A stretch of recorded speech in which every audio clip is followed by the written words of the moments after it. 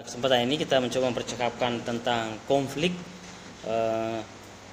Mengapa ada manajemennya? Karena konflik itu termasuk salah satu karakter kehidupan manusia gitu. Sejak permulaan manusia sampai era milenial, atau kita sepakati era milenial atau era kontemporer, era apapun hari ini disebut, ada yang mengatakan generasi Z, ya, itu penamaan saja, dengan ditandai dengan berbagai peristiwa-peristiwa di dalamnya, ya. Sejak manusia lahir, ya, itu punya konflik. Bahkan di Indonesia ini sejak anak-anak yang baru lahir itu punya konflik, ya, punya masalah. Itu masalahnya langsung berutang sekian kali lipat, ya, utang negara. Waktu kalian masih kecil utangnya tidak terlalu banyak seperti yang lahir hari ini, gitu. Jadi kita hidup dengan berutang, kita mati meninggalkan utang. Entah bagaimana nanti pertanggungjawaban dan pengampunan Tuhan Yang Maha Esa, gitu, ya, di kemudian hari. Apakah kita termasuk orang yang meninggalkan utang kemudian hari atau tidak, atau di amnesti oleh Tuhan, ya.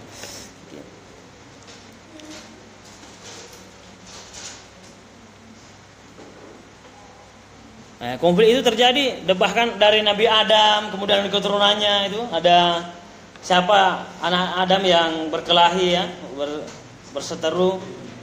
Itu tidak bisa dihindari oleh manusia tentang masalah, ya.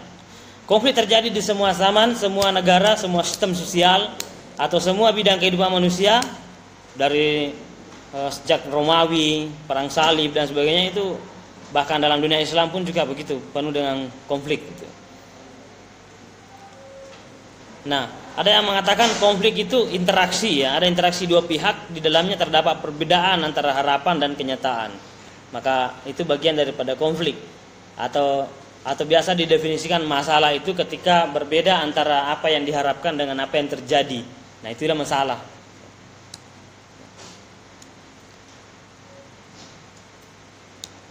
Nah, bisa dikatakan bahwa setiap manusia itu memiliki masalah. Tidak ada manusia yang tidak punya masalah. Karena masalah pun juga tidak punya masalah pun juga masalah, itu, ya. Sering saya katakan bahwa tidak punya masalah pun juga suatu masalah, gitu. Ya, masalahnya tidak punya masalah, gitu. Jadi itu sebabnya mengapa harus ada manajemen. Karena masalah itu tidaklah dihindari, masalah itu diselesaikan, dimanage, bahkan bisa menjadi tantangan, peluang mendapatkan keuntungan di balik masalah itu. Mungkin dalam Islam ada istilah, ada hikmah di dalamnya, ya. Kita memetik hikmah di balik peristiwa. Tapi hikmah yang dimaksud di situ adalah kita mencoba menelusuri mendalam apa di balik kenyataan itu, supaya kita lebih belajar. Bukan pasrah, ya, hikmah, mengambil hikmah itu bukan pasrah menerima keadaan, tetapi mencoba melihat yang alternatif lain dan memecahkan masalah yang dihadapi.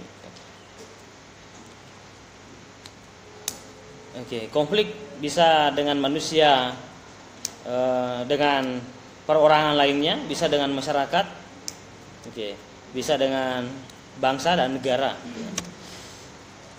Nah, ini beberapa kasus-kasus misalnya yang pernah terjadi. Kita bicara dulu ke lingkup keindonesiaan. Kekerasan massa dalam bentuk konflik sosial melahirkan korban, ya. Korban jiwa merupakan fenomena umum dalam sejarah manusia. Itu jadi konflik berdarah itu ada.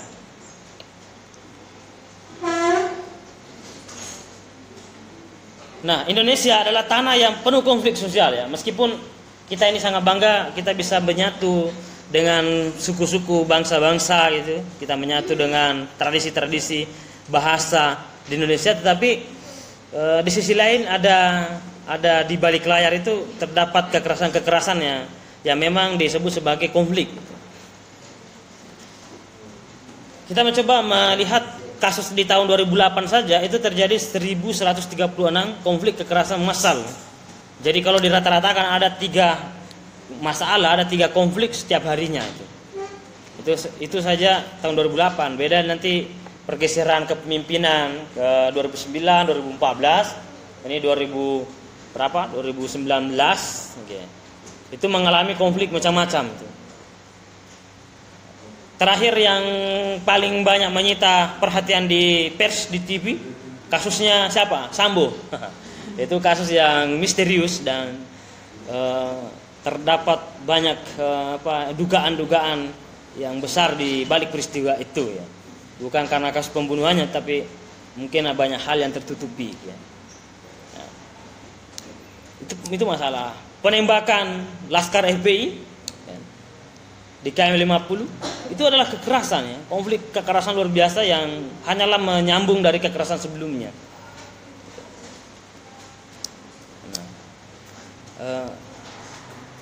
Kemudian pembangunan bandara di Yogyakarta itu berbulan-bulan lamanya terjadi konflik. Waktu saya masih di pasca sarjana itu masih mendampingi juga mahasiswa yang memang ingin melakukan protes ya, protes perlawanan terhadap tanah-tanah rakyat yang akan dirampas karena ingin didirikan suatu bangunan besar atau disebut sebagai Bandara Internasional Yogyakarta. Itu menimbulkan banyak korban ya. Betapa banyak orang yang dari leluhurnya memiliki tanah itu kemudian diusir dari tanah kelahirannya, ternaknya dibawa kemana ya, anak-anaknya dibawa kemana, terlantar dan sebagainya. Dan itu tentu kita harus menghargai ketika terjadi gejolak perlawanan, sebab ketika ada orang yang mengusir kita dari kampung halaman, maka melawan pun adalah hal yang memang sudah sewajarnya itu. Tapi ada juga yang menerima. Kita saling menghargai saja, ada yang menerima, ada yang menolak ya. Nah, itu konflik. Nah, di situ banyak sekali kekerasan terjadi ya. Kekerasan aparat ya. Mahasiswa dipukul, ditangkap, itu banyak.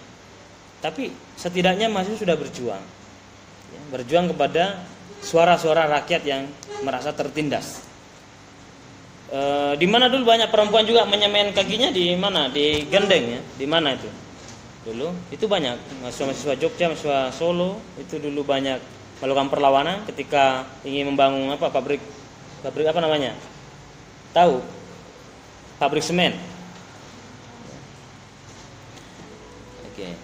Jadi kasus-kasus bicara tentang manajemen konflik, kasus-kasus keindonesiaan kita itu harus dimiliki ya. Jadi kasus-kasusnya kita harus temukan. Kemudian bagaimana pemecahan masalahnya? Omnibus Law, nah itu juga banyak sekali korbannya, korban mahasiswa juga, termasuk Semadema di beberapa kampus itu. Oke. Sampai nanti merambah ke daerah-daerah sekitar kita, di mana Anda berada itu yang saya sebutkan tadi, kekerasan massa itu biasa terjadi. Nah, ada penghakiman massa 338 kali, ya, tawuran massa pada 240 kali. Ini hampir setiap tahun ya, hampir setiap tahun terjadi itu, baik itu konflik perebutan sumber daya ekonomi, konflik perebutan sumber daya alam, itu, pengeroyokan massal, konflik bernuansa agama dan etnis, dan konflik-konflik lainnya itu macam-macam. Setiap hari kita menghadapi itu. Oke. Nah, pertanyaannya apakah diri mahasiswa itu tergugah terhadap satu fenomena, terhadap satu kekerasan di Indonesia ini, ataukah mengabaikan fakta di lapangan tentang banyaknya kasus-kasus kekerasan, kemudian dia fokus untuk menyelesaikan studinya dan mengejar IPK yang tinggi, tetapi mengabaikan problematika masyarakat. Lantas apakah artinya nilai yang tinggi, tetapi kita mengabaikan semua hal-hal yang dibutuhkan oleh masyarakat? Itu menjadi tantangan besar bagi calon-calon sarjana, bagi mahasiswa-mahasiswa itu, apalagi sudah semester 5, semester 7 gitu. Konflik yang ada di sekitar Anda membutuhkan kehadiran suara-suara mahasiswa misalnya, apakah itu ada, apakah mereka hadir ataukah diam gitu. Kasus yang baru-baru terjadi beberapa hari yang lalu adalah kenaikan harga BBM gitu. Apakah ada suara gitu ya untuk berpihak pada rakyat dan mencoba membongkar kebobrokan yang ada di BUMN? Ada informasi yang beredar sangat beredar sekali bahwa di Malaysia saja itu beli BBM di Indonesia itu lebih murah di Malaysia harganya ya, dibanding di Indonesia yang penghasil sendiri gitu. Nah, lantas siapa yang menikmati gitu? Siapa orang yang menikmati di balik kenaikan BBM itu dan di balik harga BBM yang mahal yang sebelum-sebelumnya gitu. Kita pahami bahwa kenaikan itu memicu semua kenaikan harga-harga pangan, termasuk apalagi sembako. Itu menjadi inflasi nantinya. Nah, hal-hal seperti ini mahasiswa harus peka terhadap kondisi keindonesiaan. Ini kondisi keindonesiaan harus dipikirkan. Itulah tujuannya nanti Anda belajar manajemen konflik, karena Anda bisa memetakan, Anda bisa memahami mengapa konflik itu terjadi dan apa yang melatar belakangi, bagaimana pemetaan masalahnya, bagaimana solusinya, bagaimana jalur yang ditempuh selama ini dalam menyelesaikan persoalan. Sebab Anda akan disiapkan sebagai generasi penerus bangsa. Orang menyebutnya 2040-an itu adalah bonus demografi yang akan mengisi kekosongan ke estafet kepemimpinan kemudian hari adalah Anda semua, adik-adik Anda atau anak-anak muda, itu generasi milenial. Maka 2040-an itu adalah bonus demografi, yaitu di mana di Indonesia hidup manusia di Indonesia yang didominasi oleh anak-anak muda. Berbeda dengan tahun-tahun sebelumnya didominasi oleh orang-orang tua, generasi tua. Generasi milenial akan berlalu dan beralih ke generasi yang samaan Anda itu. Ada yang menyebutnya generasi Z. Ada yang belakangannya lagi yang baru lahir ada namanya generasi Alpha, ya. Di mana ditandai ketika lahir dia sudah bersentuhan langsung dengan gadget, sudah bersentuhan langsung dengan dunia informasi, teknologi yang canggih, itu ditandai dengan kelahirannya anak-anak Alpha itu. Tapi Anda masih di generasi Z, masih terjadi peralihan, ya. Anda di masa peralihan gitu. Tapi generasi kalian yang akan mengisi itu. Kalau tidak punya kekuatan pembacaan keindonesiaan, ketika suatu waktu Anda diberi amanah duduk di suatu jabatan, ya, suatu kekuasaan tertentu, maka Anda, orang menyebutnya pelanga-pelongo, ya. Orang menyebut bingung gitu. Ada apa ini? Gitu.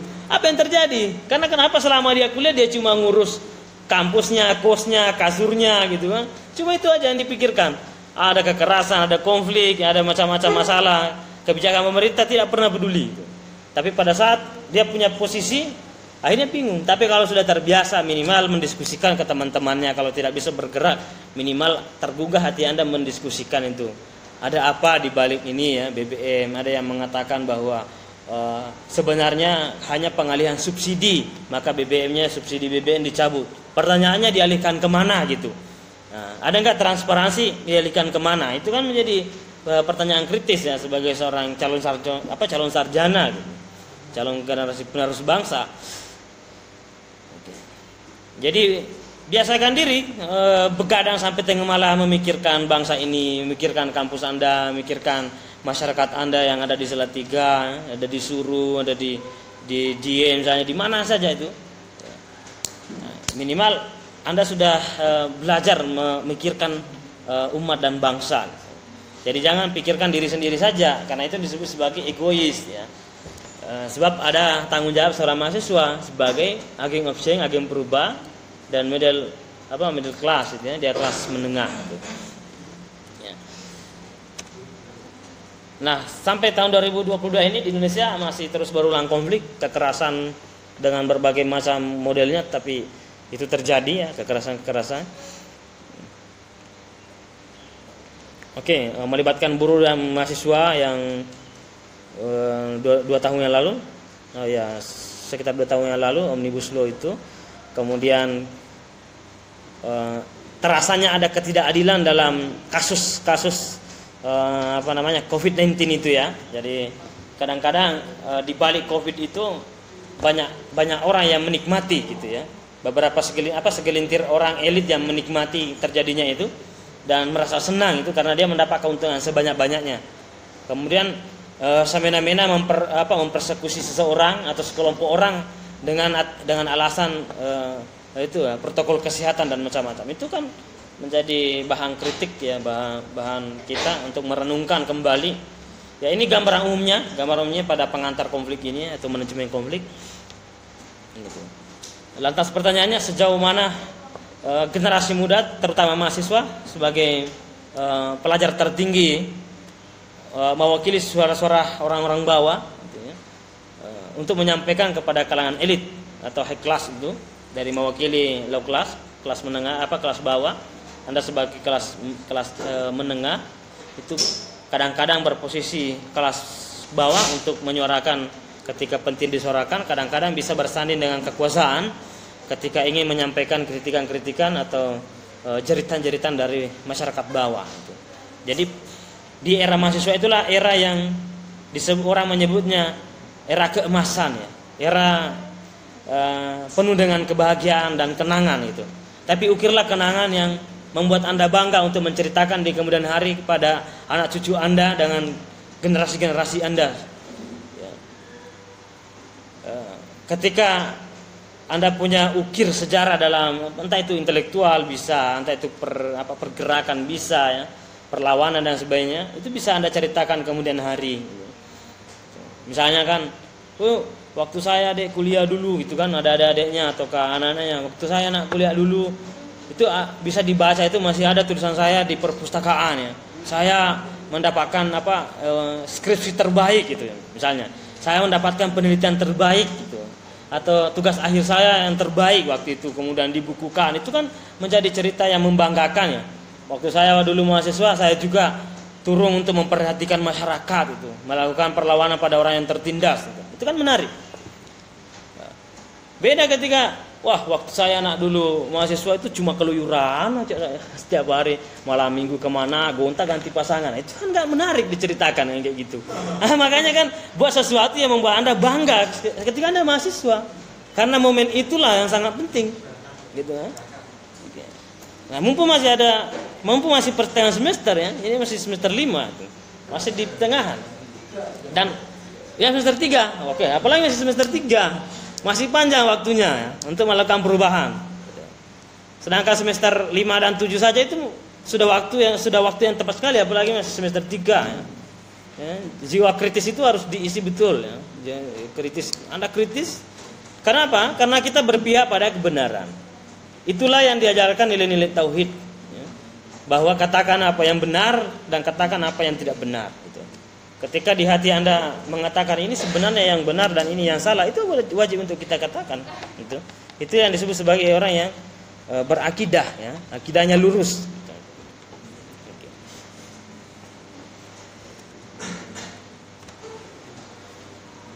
Oke, konflik tidak bisa dihapuskan di tengah manusia, maka tugas pemimpin, tugas seorang pemimpin, tugas seorang penguasa atau manajer yaitu mengelola konflik secara baik supaya berpengaruh positif pada kinerja individu dan organisasi. Jadi konflik itu tidaklah semata-mata masalah atau tidaklah semata-mata negatif. Ketika seseorang bisa menjadikan konflik sebagai peluang, maka disitulah teruji suatu manajer, suatu pemimpin, suatu penguasa ya, bisa mengubah itu. Jadi masalah itu bisa diubah. Justru menjadi kekuatan besar.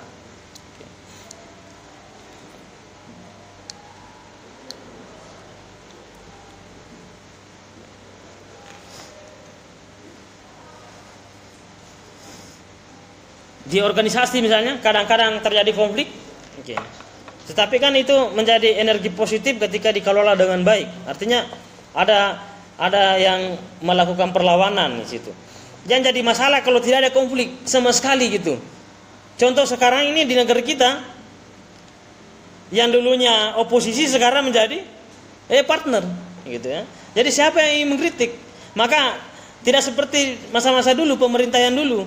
Pemerintahan dulu itu jauh sebelumnya itu sudah mengumumkan ketika ada kebijakan. Sekarang kebijakan apapun itu bisa dikatakan apapun yang diinginkan itu yang terjadi. Kenapa? Tidak ada kekuatan besar yang bisa mengontrol.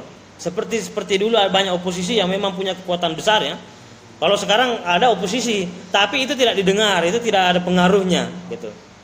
Ya, itu tidak dihitung. Ya. Nah, siapa lagi ketika kekuasaan telah berbulan madu ya, dengan penguasa-penguasa tanpa ada yang melakukan otokritik, siapa lagi yang bisa maju ke depan kecuali mahasiswa atau generasi muda? Pasti generasi muda yang diharapkan akan melakukan perubahan. Tidak ada negara di dunia ini yang melakukan perubahan tanpa gerakan-gerakan anak-anak muda, generasi-generasi muda, atau disebut sebagai generasi-generasi mahasiswa. Revolusi di Prancis itu digerakkan oleh mahasiswa. Revolusi di Inggris itu mahasiswa. Revolusi Iran pun itu mahasiswa-mahasiswa. Ya.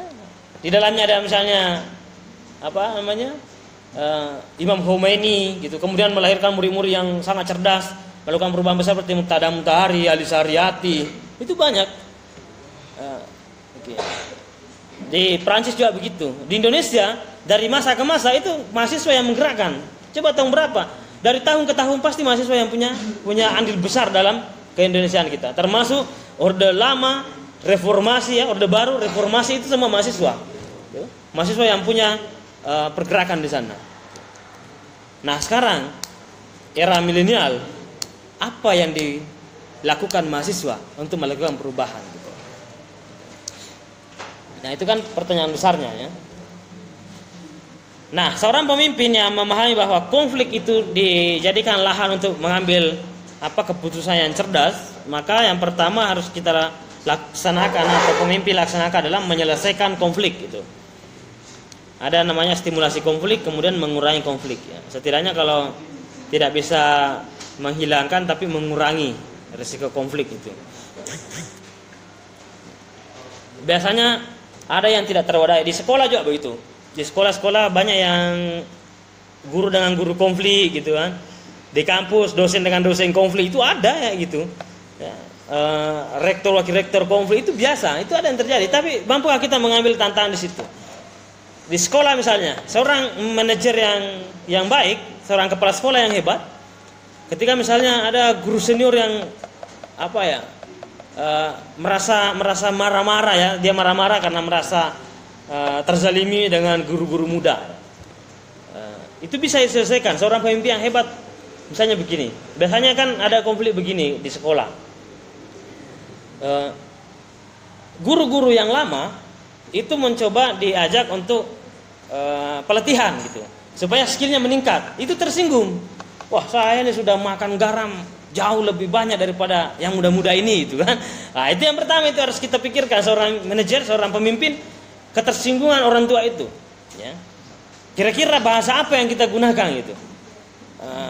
Kalau misalnya masa orang tua umur 50 tahun, 60 tahun ya, yang menjadikan masalah di beberapa sekolah, bahkan sekolah negeri hari ini, apalagi waktu pandemi, di mana guru itu diwajibkan berhadapan dengan dunia teknologi yang mutakhir. Fenomena yang terjadi di sekolah-sekolah negeri, kenapa banyak sekali kita sekolah negeri masih banyak dipelihara PNS-PNS yang sudah tua. Diajarkan Facebook pun itu sudah luar biasa, itu berkali-kali diajarkan tidak bisa-bisa. Apalagi mau WA, apalagi YouTube ya, mengupload video di YouTube, ya kan? Di Instagram itu susah tuh. Itu kan tantangan besar. Nah, seorang pemimpin yang muda menghadapi banyak guru-guru misalnya tua seperti itu, apa yang dilakukan tuh supaya tidak mengurangi konflik? Itu contoh kasusnya. Memang tetap diadakan pelatihan-pelatihan untuk meningkatkan itu, ataukah ketika misalnya memang kurang dibutuhkan sebenarnya pada wilayah mengajar? Wah, karena kenapa? Bisa saja tersaingi oleh swasta, karena swasta ini gurunya fresh-fresh ya, muda-muda, canggih-canggih, bahkan ada alumni luar negeri, ya kan, masih muda itu, orang mengetahui teknologi cepat sekali gitu. Itu banyak yang terjadi. Tetangga saya saja yang guru itu mengeluh gitu. Kenapa sekolah-sekolah negeri sekarang banyak ditinggalkan, orang beralih ke sekolah swasta? Karena ini yang terjadi, fenomena-fenomena tadi. Jadi ada masalah di dalam itu karena berhadapan dengan generasi yang sangat milenial dengan generasi yang sangat tua gitu. Itu sangat jauh berbeda. Nah, seorang kepala sekolah yang hebat, dia mengelola konflik itu. Ini kan konflik macam-macam di dalamnya, guru muda, guru tua, macam-macam. Kalau misalnya dirasa guru yang sudah tua itu tidak cocok untuk mengajar, maka angkat posisinya lebih tinggi, seolah-olah diangkat itu. Pak, Bu, kami sepakat mengangkat Anda sebagai pengawas kami misalnya. Nah, kan menarik gitu. Jadi nggak usah mengajar lagi, tapi dia mengawasi guru-guru. Itu kan dia merasa dihargai daripada dia dihilangkan jam mengajarnya ataukah dikritik tanpa memperhatikan dia senior gitu ya. Jadi ada namanya etika kesenioran itu. Harus dipahami sebagai generasi muda. Bagaimanapun tetap kita mengambil pengalaman dari mereka, kita menghargai, terus kita buatkan komite-komite yang bisa kira-kira lebih di atas fungsinya daripada guru. Nah, itu salah satu contoh konflik yang dikelola seorang manajer, seorang kepala sekolah, seorang pemimpin yang hebat ya. Itu contoh-contoh kasusnya ya. Dan contoh-contoh yang lain bisa yang lainnya itu bisa diselesaikan tergantung sejauh mana seorang pemimpin itu ya, mengerti tentang manajemen konflik.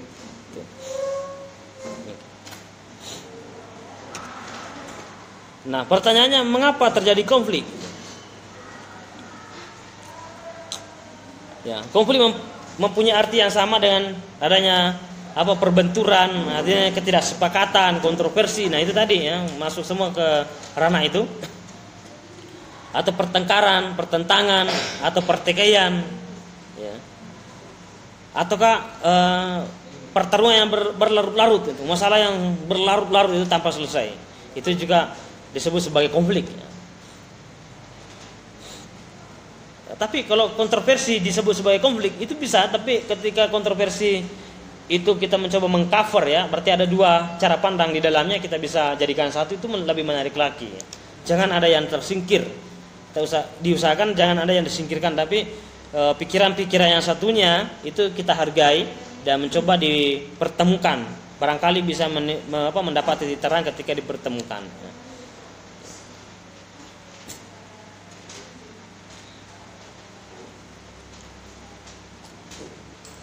Nah, itu tadi mengapa terjadi konflik, karena itu tadi. Tapi bisa tidak terjadi konflik ketika mampu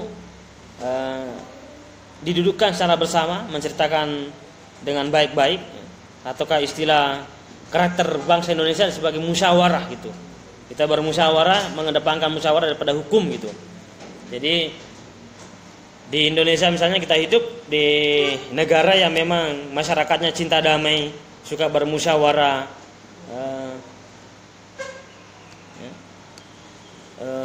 Maka ketika ada kesalahan warga negara jangan langsung dilaporkan saja gitu, seolah-olah ini hukum satu-satunya jalan. Tidak ya, hukum itu bukan satu-satunya jalan, itu jalan terakhir mestinya yang dilakukan orang-orang Indonesia. Tapi yang dikedepankan adalah bertemu, bermusyawarah, mengambil solusi yang terbaik. Orang Indonesia punya karakter itu.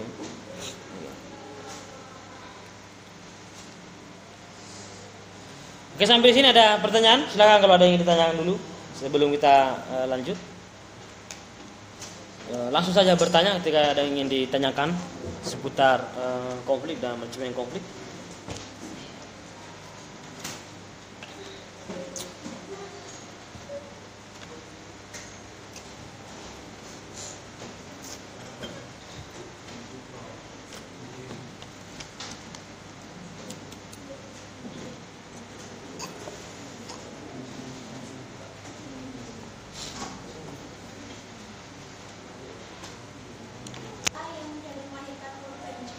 Ya, bisa diulangi? Untuk konflik sosial yang seperti apa yang dapat melahirkan? Bisa melahirkan apa? Kurang. Bentuk konflik sosial yang seperti apa yang dapat melahirkan korban jiwa? Korban jiwa, ya. Bentuk konflik sosial yang bisa melahirkan korban jiwa. Ya. Ya, tadi kita bahas ada konflik sosial, ada konflik politik, ya, ada konflik ekonomi. Oke, konflik sosial bisa secara fisik, bisa non fisik, gitu ya. Oke, bisa secara verbal. Jadi fenomena sosial itu, perkembangan globalisasi saja itu sudah konflik sosial. Ya, itu sudah masalah-masalah sosial.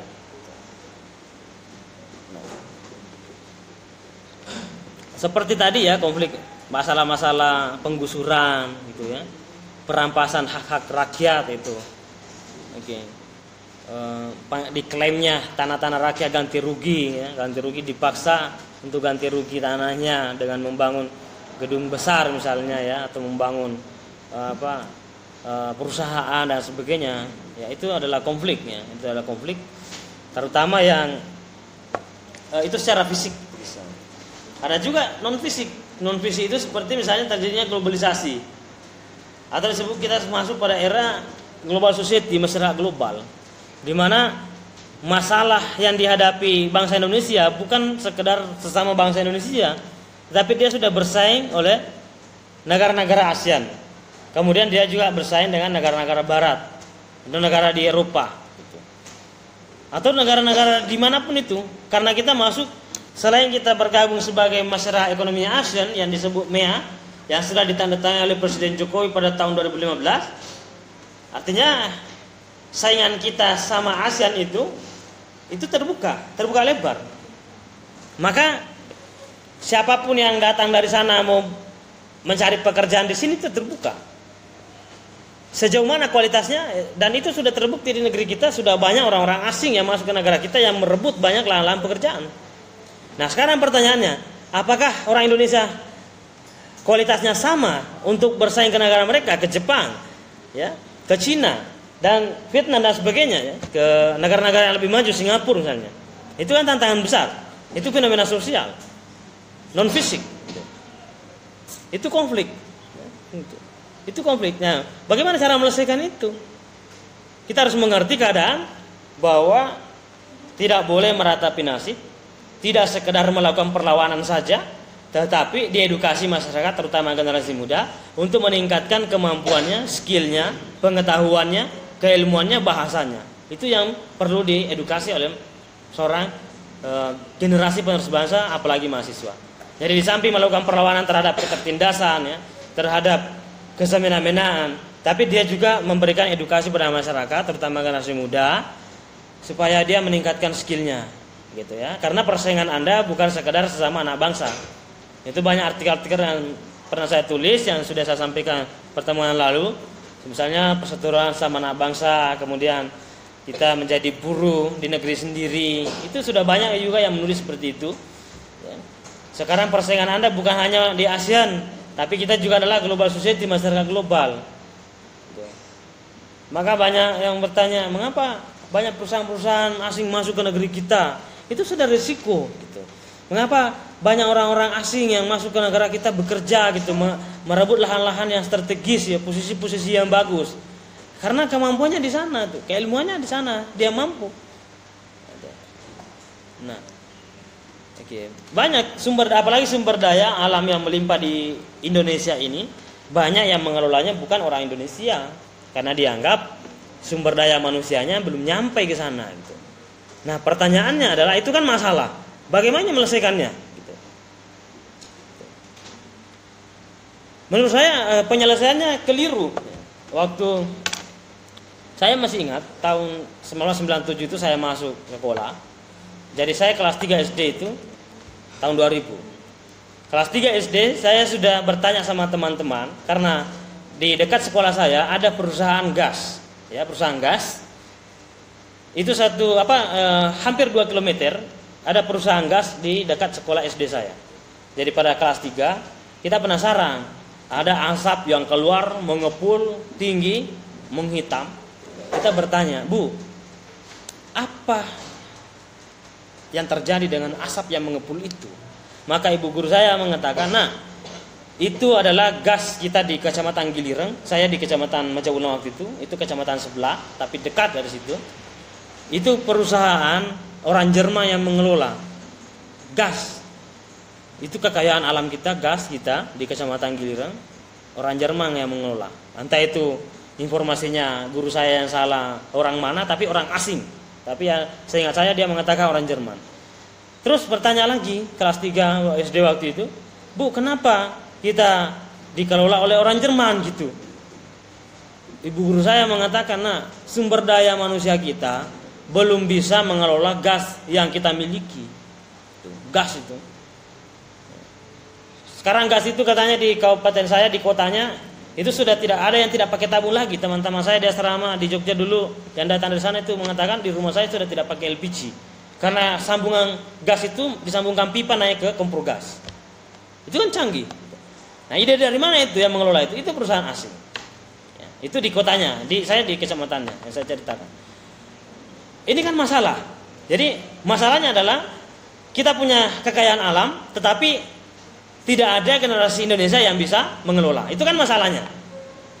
Berarti solusinya adalah apa? Solusinya adalah di sekolah-sekolah, mulai dari SD, SMP, SMA, madrasah sanawiyah, madrasah aliyah, ibtidaiyah, Itu harus diajarkan bagaimana caranya mengelola gas di Kecamatan Majaula, Kecamatan Giliran, supaya 5 tahun, 10 tahun, 20 tahun, 30 tahun ke depan bisa merebut kepemilikan kita sendiri. Itu kan mestinya solusinya. Tapi apa yang terjadi waktu itu? Saya masih ingat, saya sering berdiri di depan kelas dihukum oleh guru karena tidak bisa menghafal semua nama-nama candi di Jawa. Bayangkan itu, jauh sekali yang dibutuhkan masyarakat dengan pendidikan yang disuguhkan di waktu kita sekolah. Enggak ada gunanya. Gitu. Apa gunanya saya menghafal Candi Borobudur, siapa pendirinya, berapa tahun lamanya, sementara di kecamatan saya itu dirampok gitu. Dirampok kekuatan kita. Jadi pendidikan kita mencoba meminggirkan kita dari problematika masyarakat. Saya curiga kampus juga begitu. Begitu kan? Oke. Ya, apa yang dibutuhkan? Kita dikelilingi sawah gitu. Kita dikelilingi sawah. Kita dikelilingi sayur mayur. Tapi pendidikan kita ada nggak yang memikirkan itu? Irigasinya bagaimana? Bagaimanakah tengkulaknya? Apakah tidak merugikan masyarakat? Pernah kita pikirkan?